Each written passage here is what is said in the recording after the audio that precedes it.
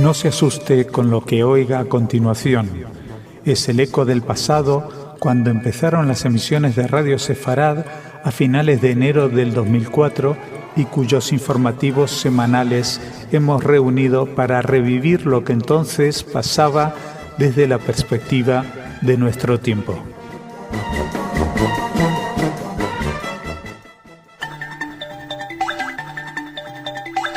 En Radio Sefarad, noticias. Señoras, señores, bienvenidos a nuestro espacio informativo, donde probablemente la noticia más importante, simbólicamente hablando, es la visita de Angela Merkel a la Knesset, donde habló en alemán. Hablaremos evidentemente de esto, pero antes nos detendremos en la situación de las conversaciones de paz entre Israel y la Autoridad Nacional Palestina. Posteriormente hablaremos de antisemitismo en Latinoamérica y del Papa Benedicto XVI. Ya saben, recuerdan esa polémica decisión de volver atrás con uno de los rezos. Bueno, pues sigue habiendo de lo que hablar con esta historia. Y terminaremos hablando de Facebook, una página en Internet donde la gente se encuentra que también se ha visto afectada por la discordia, por el enfrentamiento entre israelíes y palestinos. Además, en la sección cultural, Ana nos traerá información cultural, como es lo que debe hacer. Empezamos en Oriente Medio. Israel y la Autoridad Nacional Palestina reanudaron el lunes los contactos diplomáticos para alcanzar un acuerdo de paz en medio de las protestas palestinas por la construcción en varios asentamientos en Cisjordania. Dichos contactos, en los que participaron la ministra de Asuntos Exteriores israelí Tzipi Livni y el jefe de los negociadores palestinos Ahmed Kureya, fueron calificados por la autoridad palestina de no oficiales, una terminología que a efectos prácticos no parece tener ningún significado. El gobierno israelí informó hace 10 días que construiría 750 nuevas viviendas en colonias de Cisjordania próximas a Jerusalén, entre ellas la de Givat Ze'ev, lo que fue considerado por la autoridad palestina como una bofetada para la paz. Fue considerado una bofetada para la paz porque la hoja de ruta pide explícitamente el cese de toda construcción en los territorios. Lo que pasa es que, como también destacó el primer ministro Ehud Olmert, la hoja de ruta también pide el cese del terrorismo, y dijo el primer ministro que la urgencia en interrumpir las construcciones en los asentamientos no se puede comparar con la urgencia de poner fin a los ataques palestinos sobre territorio israelí. Así que entre el terrorismo y los ataques constantes, los Qassams y las construcciones en territorio, pues parece que las conversaciones de paz se encuentran en estos momentos con bastantes dificultades para seguir avanzando. La reunión de lunes, de esa reunión no ha trascendido prácticamente nada. Solamente podemos destacar, como ya destacamos en su momento, que fue la primera entrevista oficial entre Livni y Kureya desde hace 2 semanas, que fue cuando la Autoridad Nacional Palestina decidió suspender las conversaciones. Y bueno, lo que sí hemos podido saber es que al parecer hace unos 11 días Livni y Kureya ya se habían entrevistado, pero de manera secreta y de forma no oficial. Recordamos que en general en Oriente Medio, entre Israel y Palestina, las conversaciones de las que tenemos noticia en la prensa son unas, pero según muchos expertos y analistas, hay muchas otras reuniones que se hacen lejos. Bueno, muchas otras, tal vez no sean tantos, pero bueno, sí que se sigue negociando lejos de los focos, lejos de la noticia, para poder tener más tranquilidad, no solamente entre ellos, sino también con respecto a las propias sociedades, que exigen a veces mucho a los líderes y ellos no están en condición de poder darles en el mismo momento lo que les piden.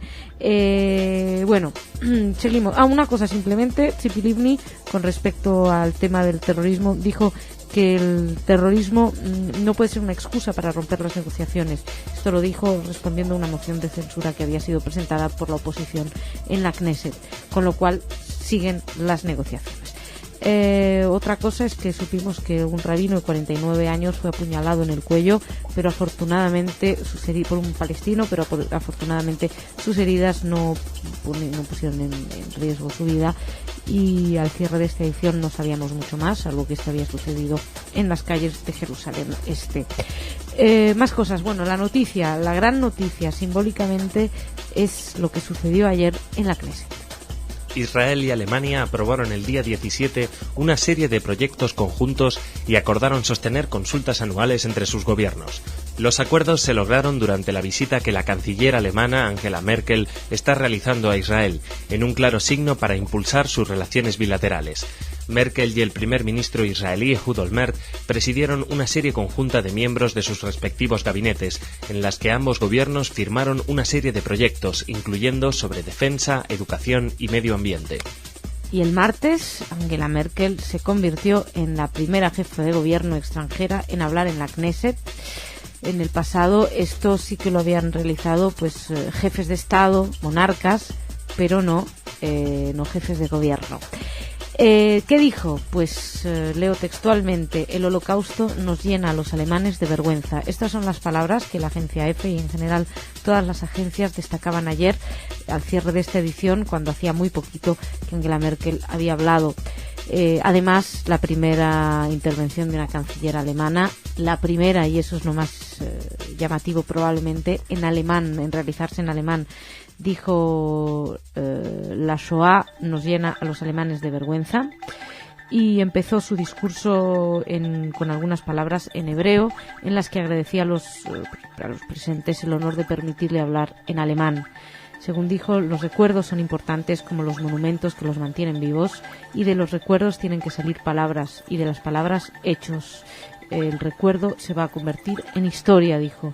Merkel planteaba su voluntad de relanzar las relaciones entre los países, pero destacaba sin olvidar el pasado.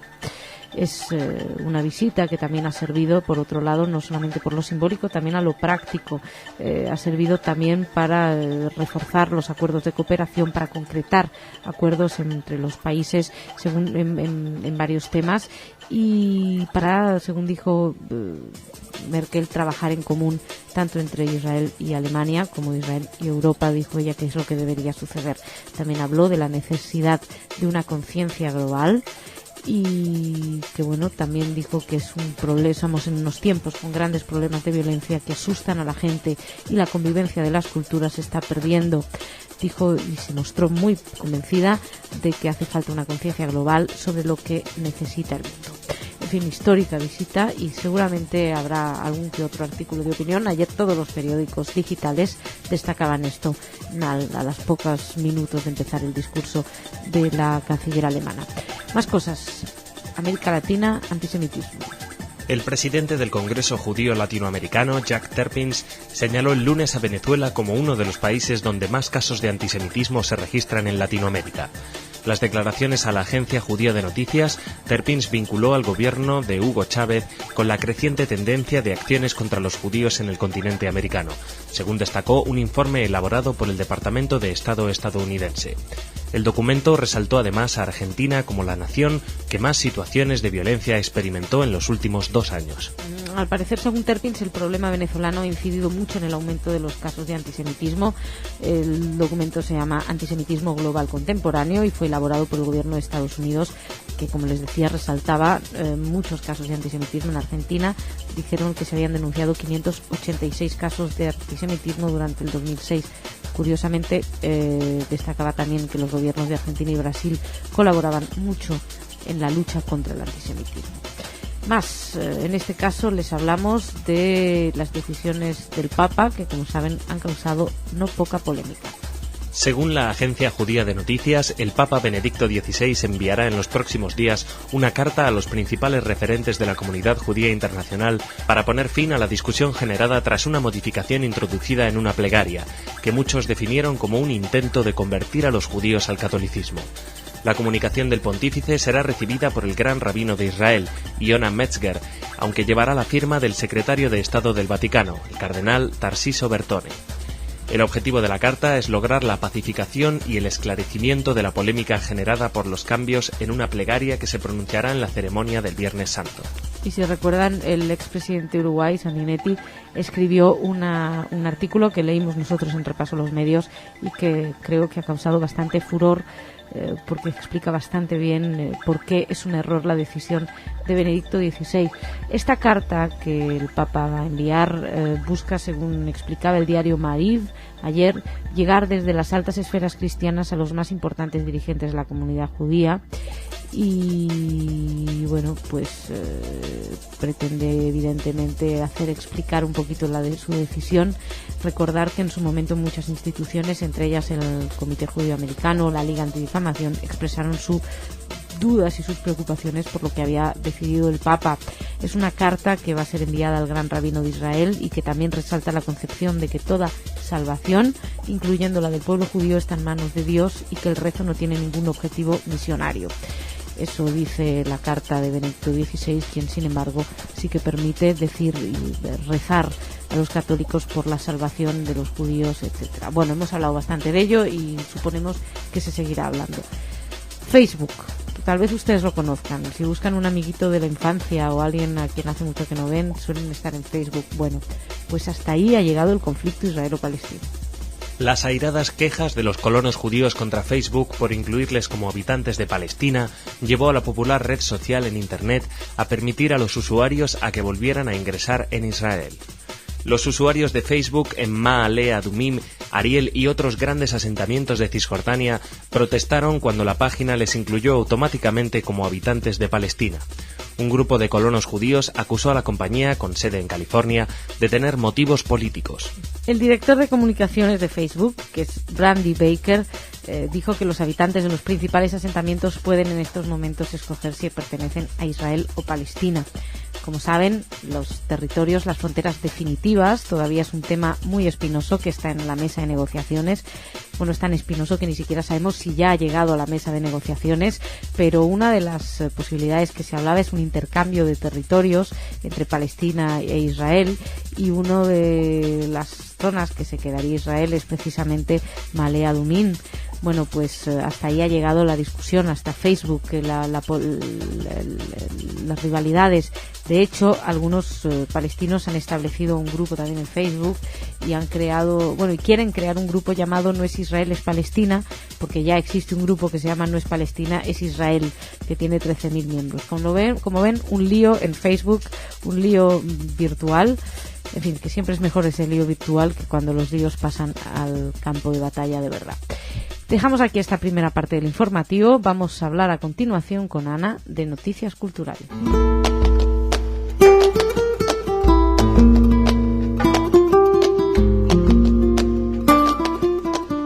Ana, como de costumbre, bienvenida. Gracias, Masha, ¿qué tal? Muy bien. Cuéntame qué me traes. ¿Algo de la Feria del Libro de París? No, nada. Ah, bueno, ¿qué pasa? Espero que ya terminó este asunto. Cuenta. Bueno, primero les voy a contar sobre un programa de televisión que va a pasar este domingo a las 4 de la tarde en el canal Viajar, que creo que se puede ver en los de satélite. Uh-huh. Tienen una serie que se llama Monumentos Religiosos del Mundo, y este domingo van a explorar la influencia del judaísmo en el arte y la arquitectura. Oh, qué interesante. Yo no tengo canal digital. Yo tampoco, creo que hay que buscar a alguien que lo tenga. Eso sí, por cierto, creo que Jordi comentaba antes que el canal Viajar es el canal 16.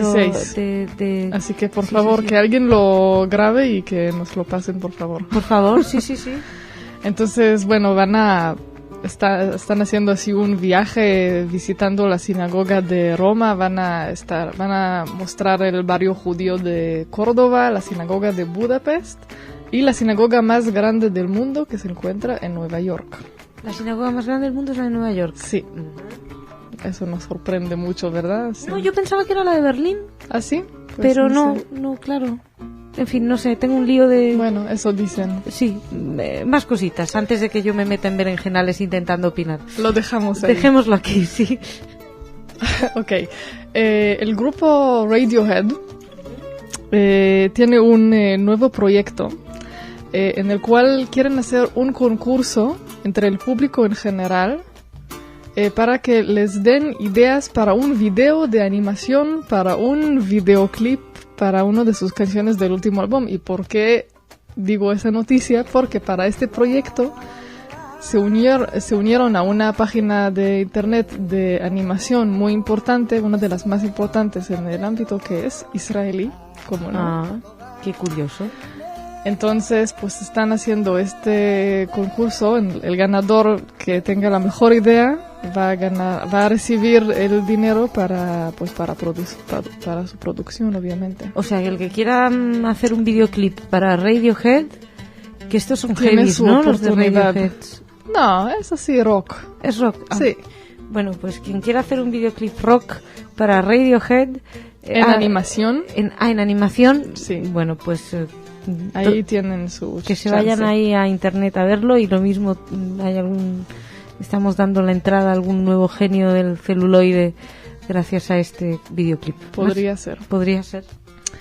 Y otra cosa, en Nueva York, el 16 de marzo se inauguró una exposición en el Museo Judío de Nueva York, obviamente, que se llama 10 retratos de judíos del siglo XX, hecho por Andy Warhol. Eso lo hizo en 1980, hizo una serie basadas en fotografías. Una serie, me está imaginando la serie de los botes Campbell, que es el mismo judío en 20 ocasiones. Pues no, aquí se trata de judíos muy célebres, o sea, tenemos a Albert Einstein y a Kafka y Sigmund Freud. Ajá. Hizo así una serie. Hay expertos de arte que hasta hoy no entienden por qué Andy Warhol, que en ningún otro momento de su vida mostró algún interés por la cultura judía, decide hacer, o sea, nadie se lo encargó, o sea, él decidió hacer una serie de retratos de los importantes judíos del siglo XX. Un misterio. Bueno, pero eso lo pueden ver ahora en Nueva York. Pues habrá que ir a Nueva York a verlo. ¿Tenemos más o nos hemos quedado en Nueva York? Nos hemos quedado en Nueva York. Pues me parece un excelente lugar para quedarnos. Ana, muchas gracias. Gracias, Masha. Hasta mañana. Muchas gracias a ustedes también por su atención. Mañana más.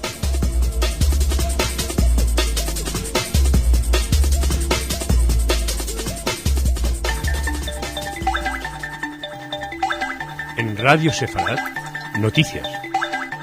Señoras, señores, bienvenidos a nuestro espacio informativo.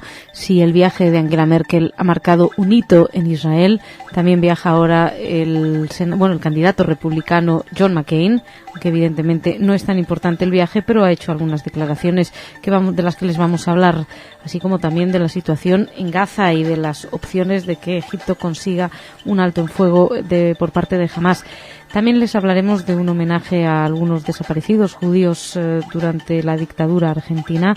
Hablaremos además de una petición del movimiento contra la intolerancia y terminaremos esta primera parte del informativo hablando de los expedientes que se quemaron, expedientes de criminales nazis que fueron quemados en la Argentina.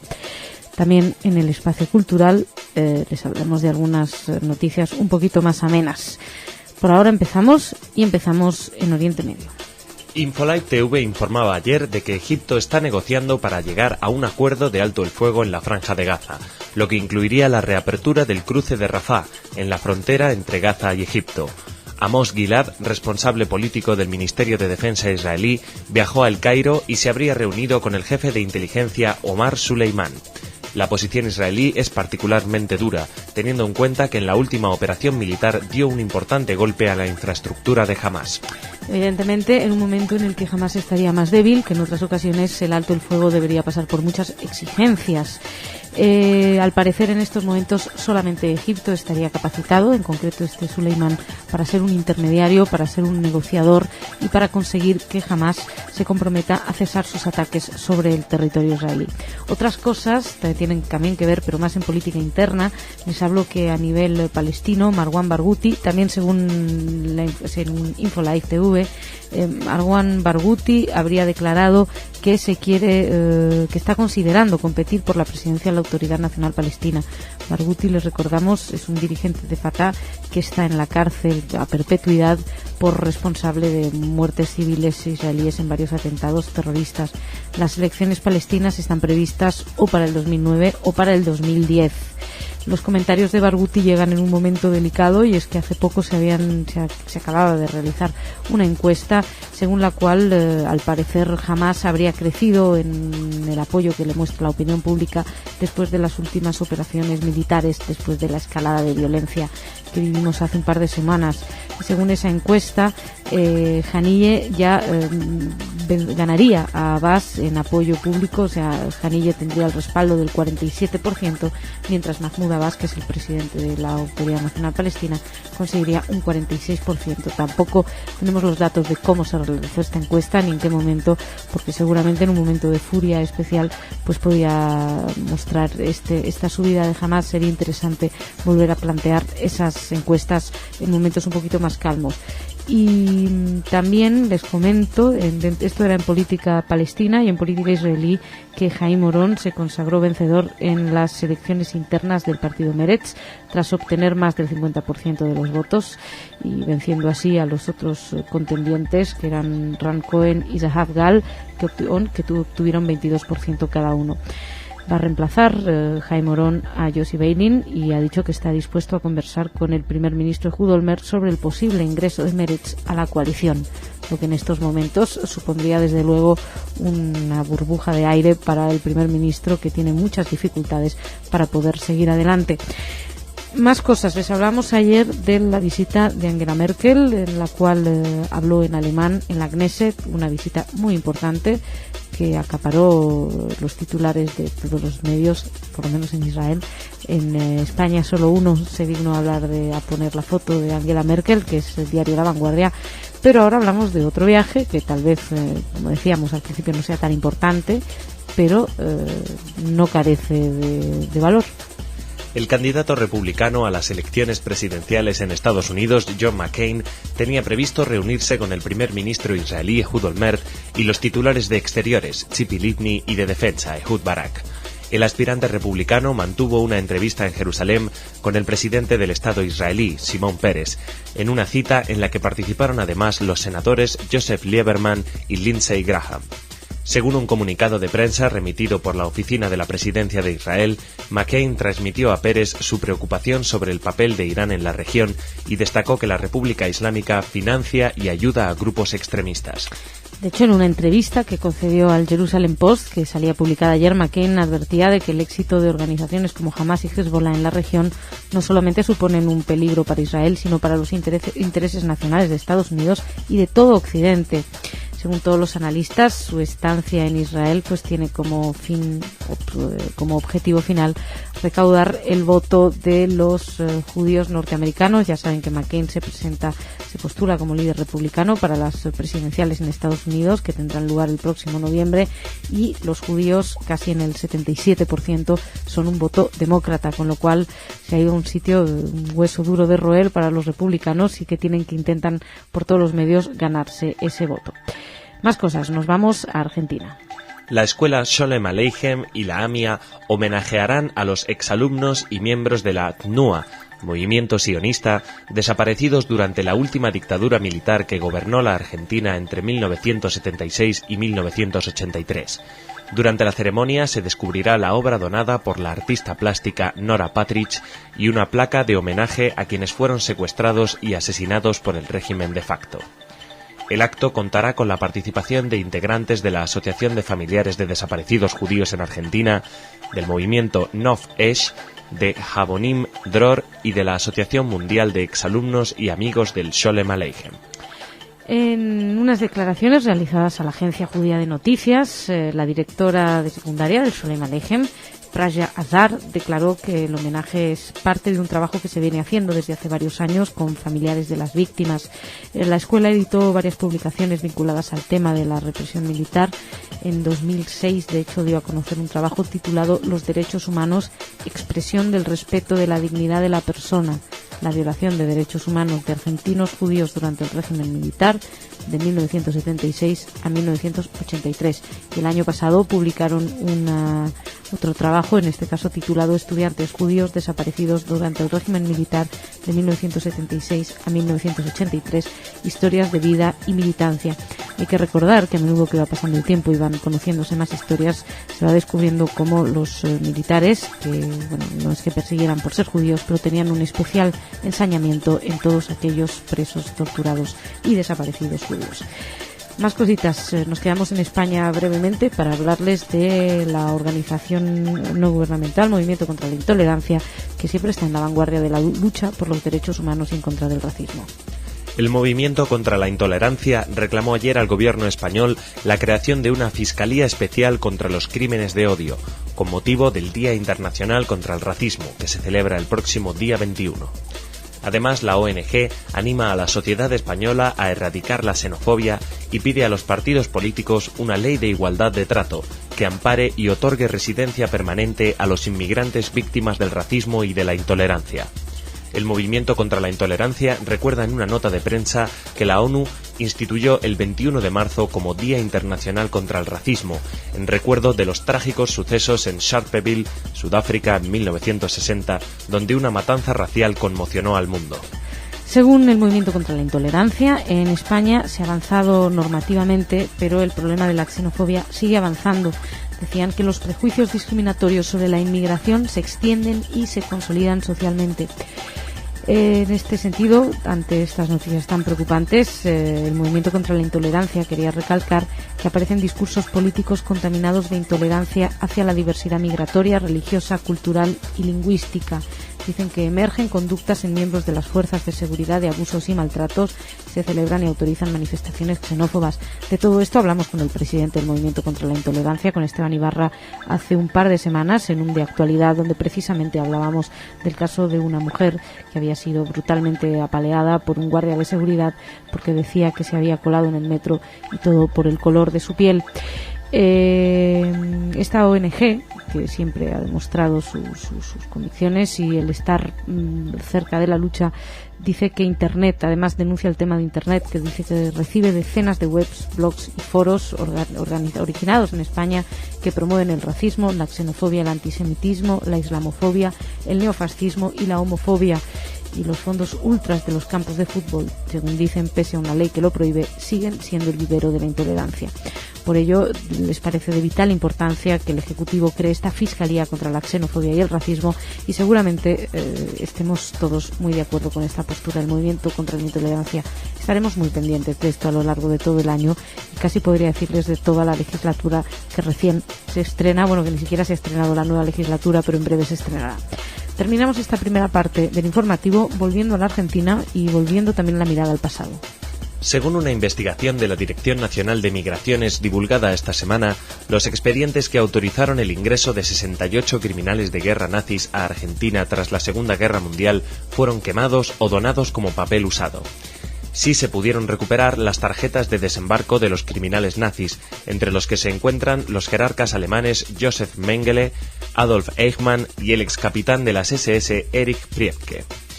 Priebke llegó al país con un pasaporte de Letonia bajo el nombre de Otto Pape el 14 de noviembre de 1948 en el vapor San Giorgio. Mengele ingresó con el nombre de Gregor Helmut el 20 de junio de 1949 en el buque North King, y Eichmann entró con un pasaporte italiano falso a nombre de Ricardo Clement el 14 de julio de 1950 en el vapor Giovanna Chi. Lo cierto es que esto no es ninguna sorpresa para nadie. Todos sabíamos ya que Argentina había sido un territorio muy generoso con los ex-nazis, donde que les dieron cobijo. De hecho, bueno, Mengele murió en Brasil en el año 79. Eichmann, por su parte, fue sacado de Argentina por el Mossad y fue juzgado en Israel y condenado a la horca en 1961. Y Priebke, sentenciado a cadena perpetua en el 97 por justicia italiana por participar en la matanza de las fosas ardeatinas en 1944. Y hemos hablado hace poco de él porque consiguió salir de la cárcel porque se encontraba mal. Si recuerdan, hubo verdadera polémica y muchísimo escándalo en Italia, pero al final, gracias a ese escándalo, este hombre volvió a la cárcel. Entre los papeles que poseería la Dirección Argentina de Migraciones también se encuentra, y esto es importante, el expediente que impulsó el 3 veces presidente Juan Domingo Perón entre el 46 y el 47 para el ingreso de 30.000 croatas, de los cuales ingresaron finalmente más de 7.000, entre ellos un líder pronazi de la Segunda Guerra Mundial. Así que, pues eso, en el fondo no era ningún secreto, pero poco a poco en Argentina se van conociendo más detalles acerca de cómo se les fue dando refugio a estos nazis. Y normalmente yo les diría que pasamos a la sección cultural.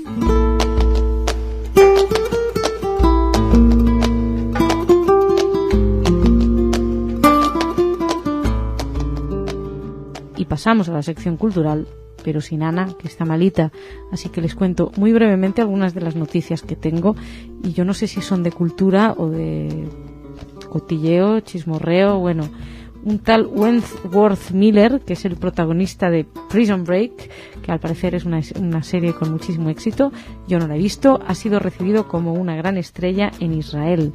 Llegó a Jerusalén e incluso mantuvo una reunión con el primer ministro israelí, que digo yo que tendrá otras cosas en las que pensar, pero se pudo reunir con este hombre, así que debe ser muy importante este Wentworth Miller.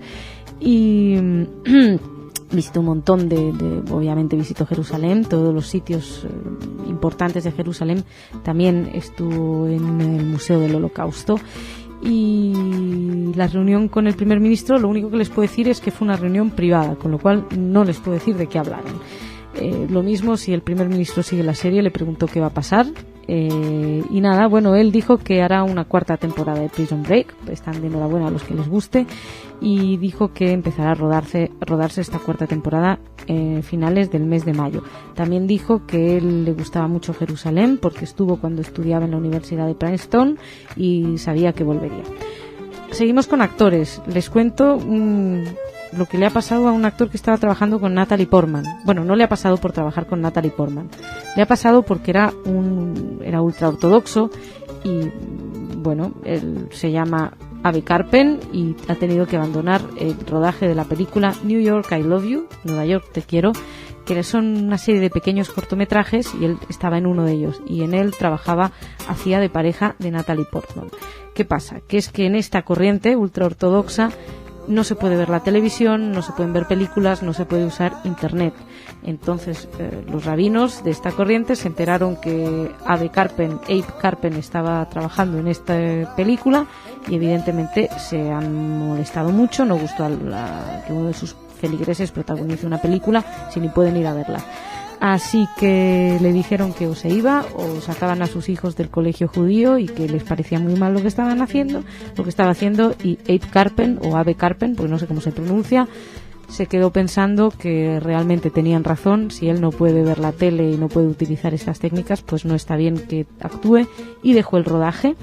Y dejó a Natalie Portman plantada, hacía de su marido. Debe ser de los pocos hombres que han dejado plantada a Natalie Portman. De hecho, en el rodaje tenía que darle la mano y se negó a darle la mano por convicciones religiosas, cosa que entendió tanto Natalie Portman como el director y el productor. Y de hecho dijo también que Natalie Portman es una mujer maravillosa con la que se llevó muy bien, y hablaban en hebreo durante el rodaje, en los descansos. Y bueno, consideró que era un poco ingenuo cuando había aceptado hacer rodar la película, y además, según señaló el productor de New York I Love You, Jan Corbelin, pues no le guardan ningún rencor, al revés, y que están que lamentarían muchísimo que esta película le trajera problemas a este hombre, que al fin y al cabo es una cinta que habla del amor y del entendimiento entre gente diferente y las diferentes comunidades y creencias. Así que, pero ya se podía haber enterado Abe Karpen que no podía actuar en una película. En fin, no lo sabía, fue ingenuo, y no les digo más noticias culturales porque seguramente Ana, cuando vuelva, que esperamos que se recupere ya, traerá noticias más interesantes. Señoras, señores, muchísimas gracias por su atención. Mañana más.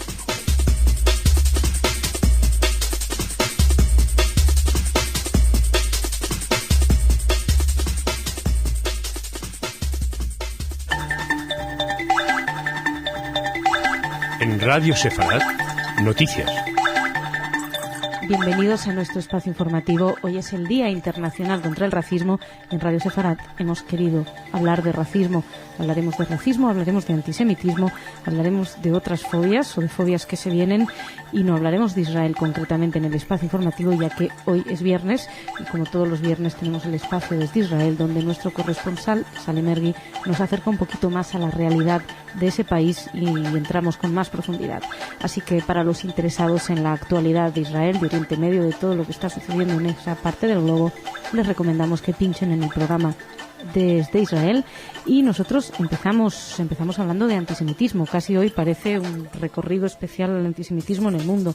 Les empiezo contando que, por ejemplo, que aparecieron cientos de carteles con mensajes antisemitas en las paredes de la ciudad de Novosibirsk, al sur de Siberia, en Rusia, en los que se advierte a los padres rusos respecto a que los judíos secuestrarán a sus hijos para hacer la matzá, para Pesaj. ¿Les suena algo? Es la de siempre. Estamos en buenas épocas para el antisemitismo.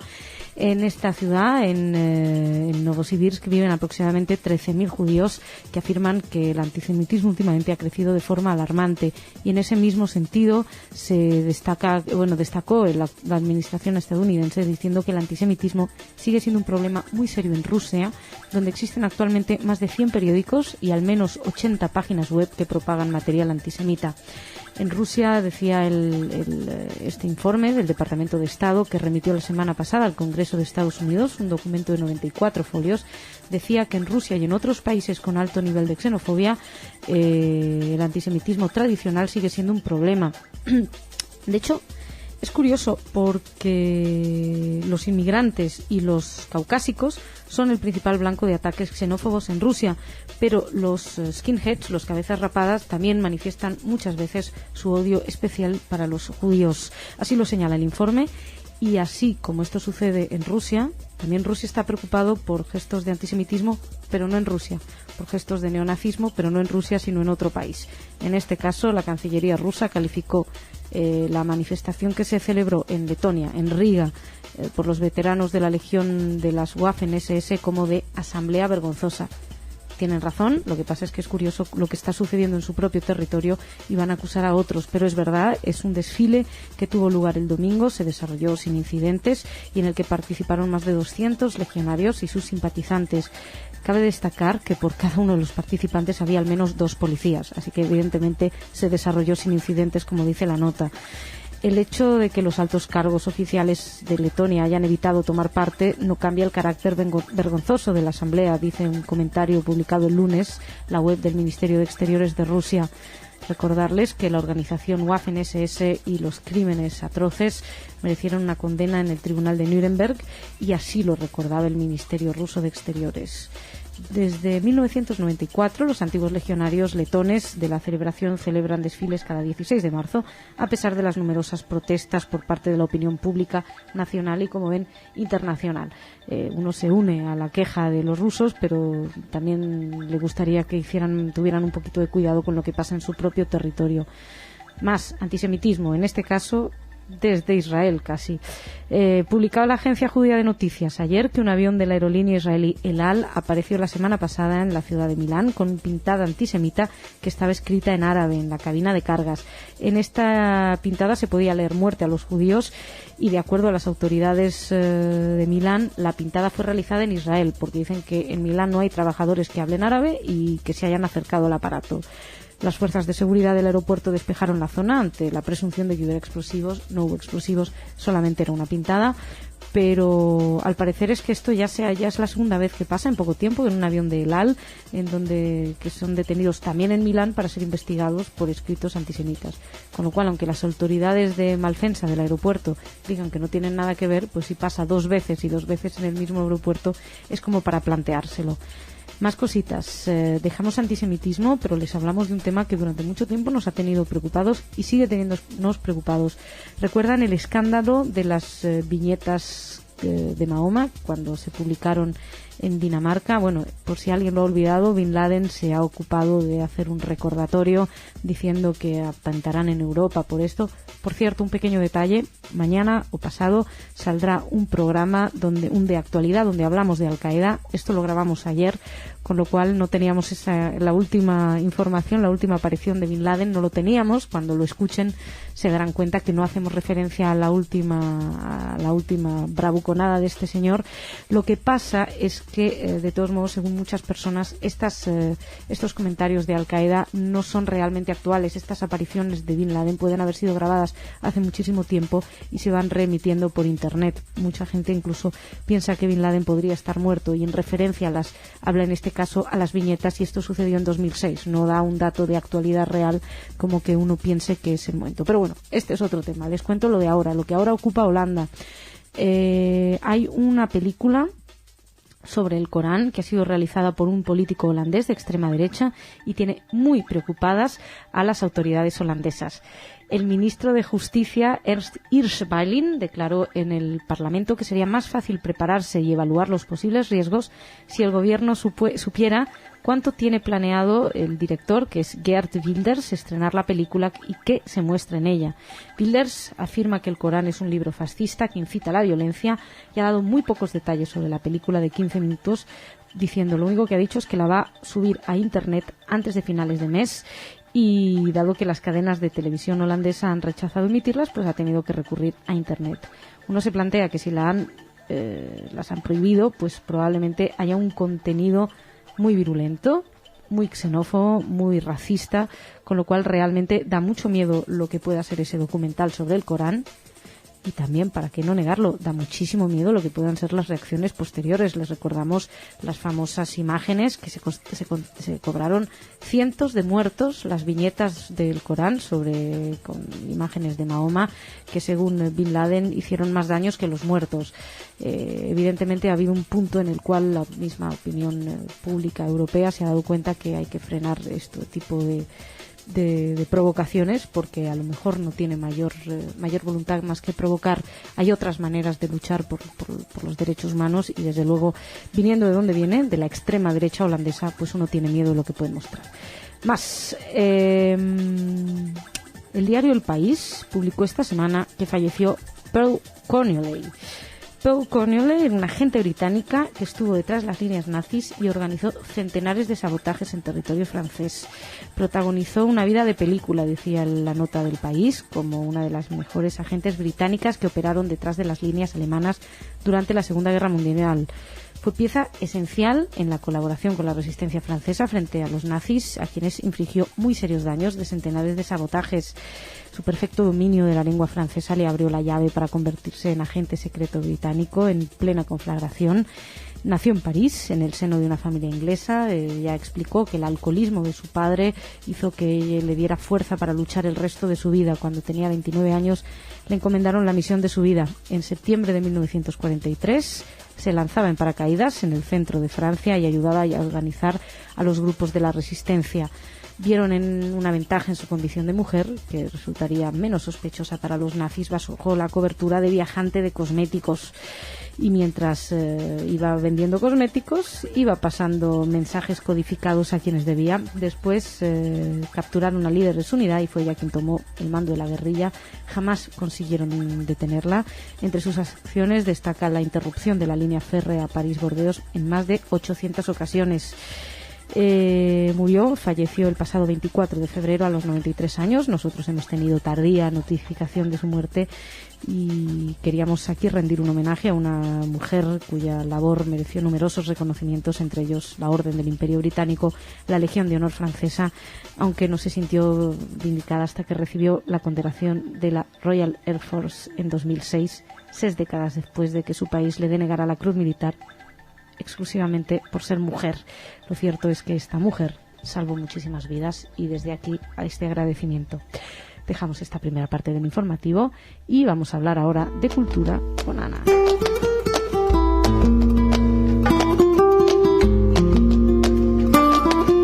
Ana, ¿cómo te encuentras?